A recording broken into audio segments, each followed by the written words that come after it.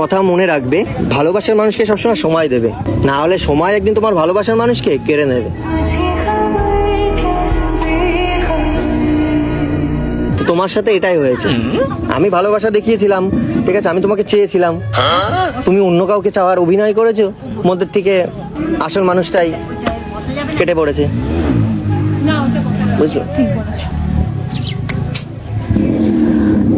But আজকে তোমার বয়ফ্রেন্ডকে নিয়ে আসলে বা হাজবেন্ডকে নিয়ে আসলে আমি খুব খুশি হতাম, বাট তুমি এরকম লুকে আসবে আমার সামনে, আমি বিশ্বাসই করিনি, বিশ্বাস করো।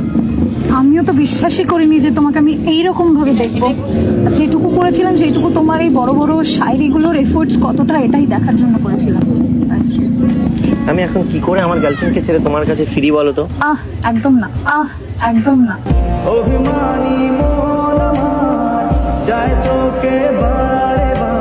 অসময়ে যে পাশে থাকে তাকেই বেশি প্রায়োরিটি দেওয়া উচিত। এই তুমি কি ছাড়বে আমাকে?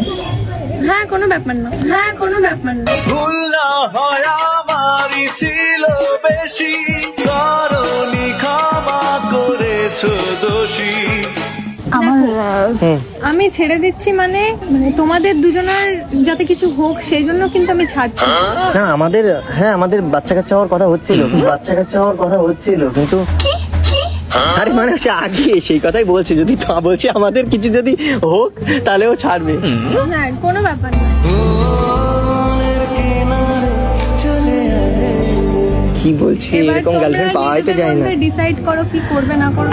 একদমই না, আমি তোমাদের রিলেশনশিপের মধ্যে থার্ড পারসন হয়ে থাকতে চাই না। আমি বরং উঠি, তোমরা হ্যাপি থাকো। আরে আমাদের বেশি দিন হয়নি রিলেশন, হয়নি তো, আমাদের এই 2-4 দিন হয়েছে রিলেশনে। তো আমি ভাবলাম ওর সাথে রিলেশনে যাওয়ার আগে ও বললো যে ঠিক আছে আমি তোমার সেই বান্ধবীটাকে দেখতে চাই। এটা কিরম রিলেশনশিপ? নতুন রিলেশনশিপে গিয়ে তুমি পাস্ট নিয়ে কথা বলছো। দেখো কখনো মানুষ তো তার পাস্টকে ভুলতে পারে না। যদি পাস্ট তোমার মতন এত সুন্দর গার্লফ্রেন্ড হয়, ও সুন্দরী বলো আমি কি করি।